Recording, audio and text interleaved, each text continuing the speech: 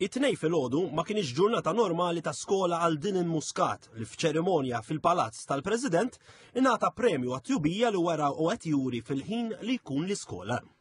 Dylan għandu 13-il sena, huwa student ta' tieni sena sekondarja fil-Kulleġġ St. Thomas More tal-Ħamrun. Huwa ngħata il-Premju Papa Giovanni 23 għat-tjubija organizzat mill-Laboratorju tal-Paċi. Barfin għal 3 snin sħaħ li matulhom ħaħsib li rsieħbu Kyle ġus 14-il sena li għandu sfidi ta' komunikazzjoni. Bis-saħħa ta' Dylan, Kyle integra ħafna fil-ħajja tal-iskola. Konna fil-year 6 u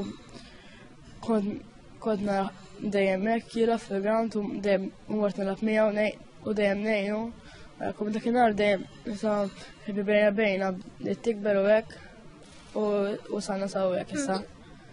L-altruizmu ta' Dylan spikka meta rrifjuta li jmur skola oħra wara li spiċċa mill-primarja biex jibqa' ma' sieħbu Kyle.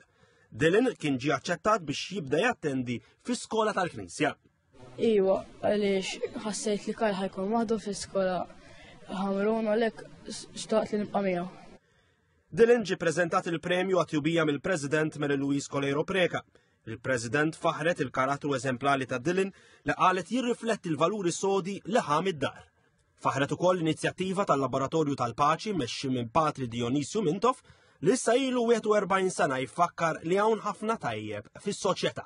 Dejjem appell biex għalmenu darba fis-sena n-nies tieqaf ftit u taħseb xi fuq tajjeb. Għax isma' dejjem fuq ħażin aktar disgrazzi u nkella ser jew ħaġa oħra, għamlu darba f'sena tibqa' fuq it-tjubija. Allura t-tjubija dejjem taqgħod kollu xi. Fl-istess ħin bis-saħħa hekk infakru Papa Ġwan 23. Patri Dionisio Mintoff qal li l-tfal kollha għandhom tjubija ġo fihom u Dylan huwa ir-rappreżentant tagħhom. It-tama tal-fundatur tal-Laboratorju tal-Paċi hi li l-adulti jieħdu wkoll l-eżempju ta' Dylan.